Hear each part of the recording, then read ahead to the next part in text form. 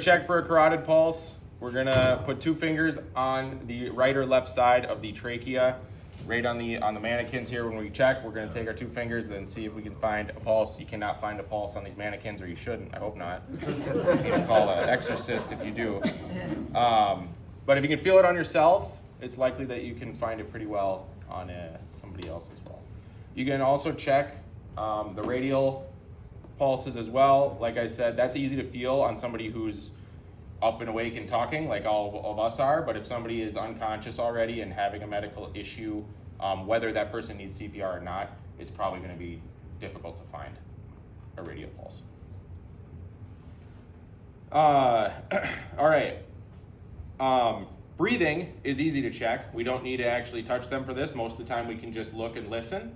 It's difficult for us right now to see each other because we're standing up, but that chest rise and fall is happening right now to all of us. You might be a little more aware of it now that I'm saying it. On a person laying down, especially on their back, it's much easier to identify. So these mannequins, some of them have jackets or shirts on. Pull those off, and we're gonna get down. We're gonna listen for breathing. You can hear breathing, obviously, if your ear is close to the mouth or nose. You can feel breath, possibly on your neck or ear, and you can also get in line kind of parallel with the chest, so you can take a look at the chest and see if it's rising or falling, okay? And we can do that simultaneous to our pulse check. So I can check for this person's pulse, and listen, and look for breathing at the same time. I'm gonna check for roughly 5 seconds. I don't wanna go more than 10 seconds. If it's more than 10 seconds, and you still haven't seen anything, there's a problem already, even if it is after 10 seconds.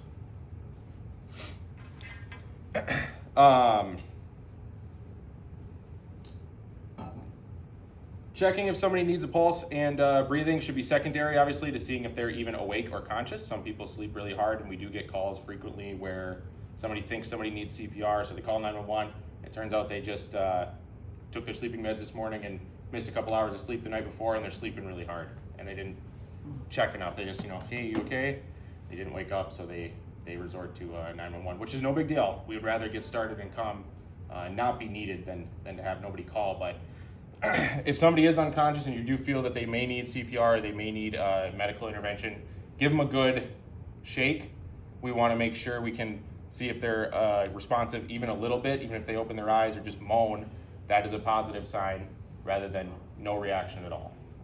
So slapping their shoulders around, give them a little tap on the shoulders. Hey, you okay? Speak up. Yep. Use your volume. You can sternum rub a little bit, which is dragging the knuckles kind of right along the sternum.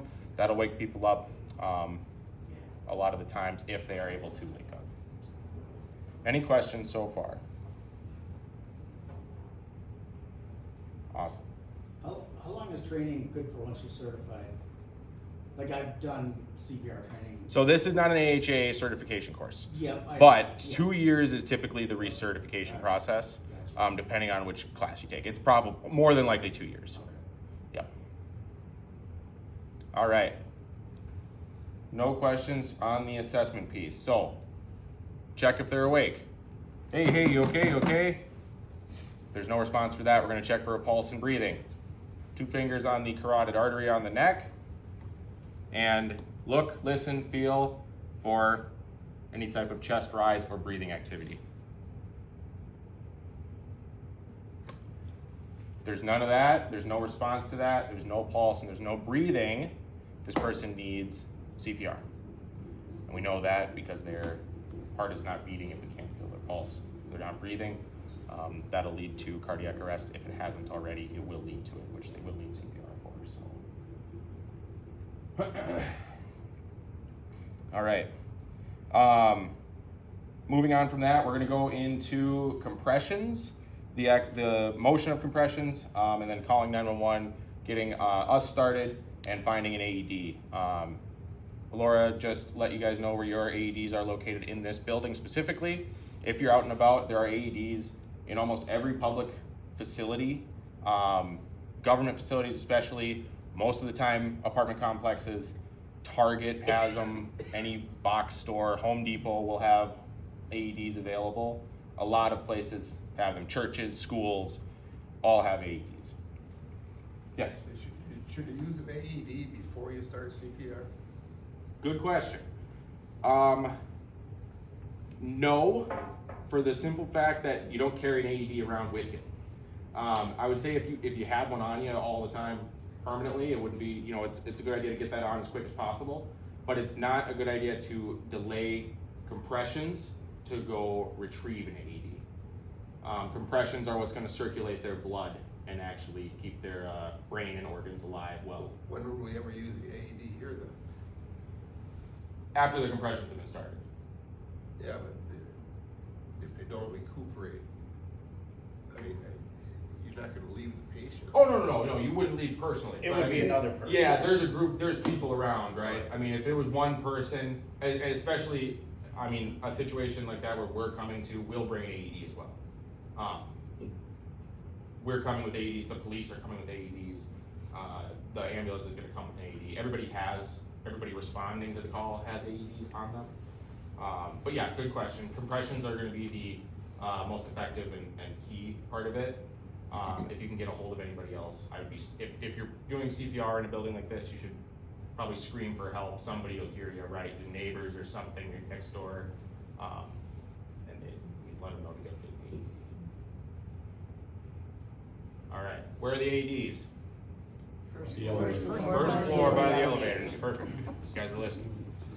All right.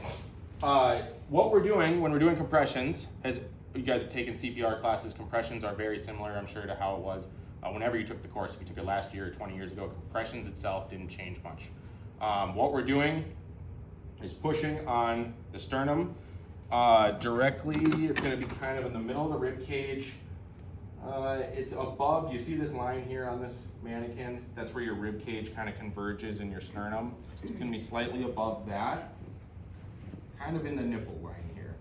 And it's going to be right there. We're going to make a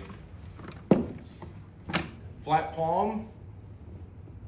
And then I like to make a flat palm and interlock my fingers. You can do a fist and put one hand over it. You can do however you want to do that's comfortable. I find that this way is a ergonomic position for me. And like that, you can do however you want though. When we get into practice, we can do it however you guys feel comfortable with it. What we're doing is we're pushing on the chest to compress the heart. What that's doing is beating the heart manually. Your heart right now is beating, circulating blood all over your body. When it stops doing that, we can do it for it and keep you alive and your organs oxygenated. Beating on the heart with CPR circulates blood. It is effective in keeping stuff oxygenated until that oxygen runs out. So you can't just keep doing CPR forever until the person gets better. They need oxygen eventually, and they're going to need advanced resuscitation. They're going to need to be in a hospital, obviously. So getting 911 called immediately is probably the biggest factor in that. Anybody on the phone? Yes. So I have a question. So Yeah. if you are alone and no one is around, then the first thing you should do is call 911. Absolutely. Okay. Calling 911. Everybody has a cell phone, or at least access to a phone quickly. You can usually put that on speakerphone and get compressions going. The dispatcher, they're really good at it. They'll be able to walk you through CPR in this whole class in about 5 seconds and tell you exactly what to do. They're super good at it.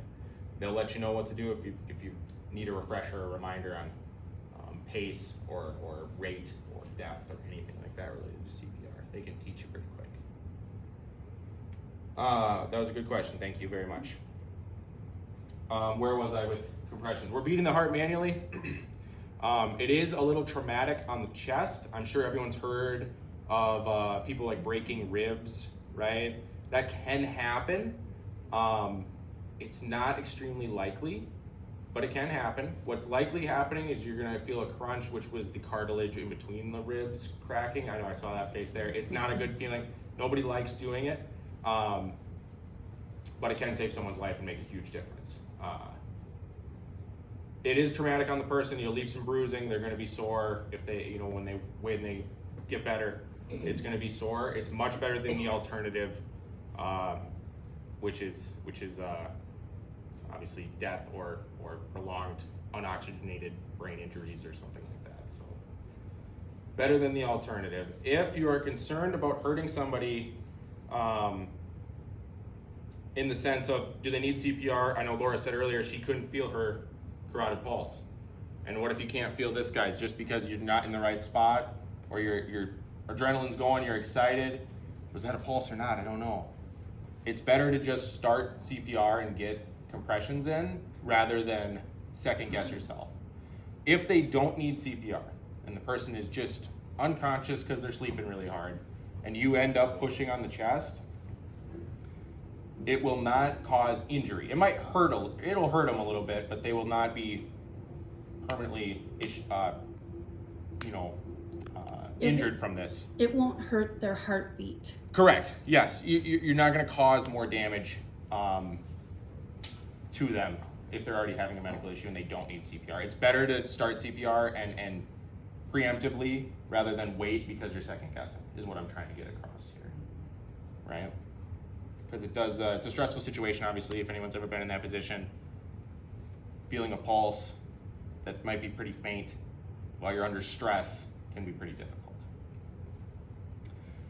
All right, any questions on that? We're going to demonstrate CPR. Yes, in the back. It's not on that, but when I call 911 and I live alone, should I say I'm alone? Yeah, I would say that's probably a good idea. And there's no automatic notification to like Laura that I've called 911? Not to my knowledge. There is no notifications, obviously, to the fire department, the police, and ambulance. Will be coming fast, but I don't believe there's any internal notification system. If in that scenario, if she can't get to the door, can you get in individual apartments? We can. We have key fobs in the individual apartments. If the key fob's not working, we have tools to. You might need a new door, but we can get in there. We're getting in the apartment. We're gonna come help you. Okay. Yeah. All right. Good questions, both of you guys. Thank you. I'm gonna have my partners here demonstrate. This countertop might be a little bit high for some people, so you might need to move to the tables. Yeah, we'll see how it goes here. If you're in the back and you want to see, yeah, feel free to come up. We can get some of these black chairs and throw them around in here just to get people close. I'll have Ike demonstrate here. What Ike's gonna do is he's gonna, like I said, put his hands in that position, that kind of locking palm position. He's gonna lock his elbows out. We don't want to bend our elbows. This is a little high for me. It's a little high. Yeah. You want to maybe put it on a chair over here. Like, where's that wicker chair? I'll just go on the ground.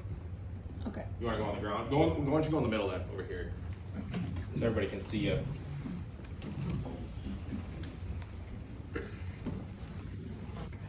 All right, Ike is going to lock his elbows out. He is going to straighten his arms. He's going to pivot at his hips. You'll notice his pivot point is right at his hips. He's going to move his whole body and put his whole upper body, torso, into this. There's a clicker in these mannequins. Do you hear that little click? Mm-hmm. That's the correct depth. When you hear that click, you're going the correct depth. Okay? So it's fairly deep. It's deeper than you think. The rate we want to shoot for is 120 or 100 to 120 beats per minute. So everybody carries a metronome on them, right? To keep Play the Bee Gees. Yeah, yes, very good. There's in lieu of a metronome, we can sing a little tune in our heads to keep 120 beats per minute. There's like a million songs out there that are 120 beats per minute. But the Bee Gees song Staying Alive is 120 beats per minute. Staying alive, staying alive. So you can sing that in your head, get it in your head, and we're gonna get that 120 beats per minute. You wanna go at 120 beats per minute? I got the correct depth. Sure, ready? Yep. So Ike is Going a little fast. performing the depth correctly here because he's hitting that clicker. He's using his whole body. He's pivoting at the hips. If Ike were to bend his elbows and use his arms, use your arms there, Ike. See how he's just using his arms to push down? He can do it, but he's gonna get really tired really fast. This is a lot of work. So using your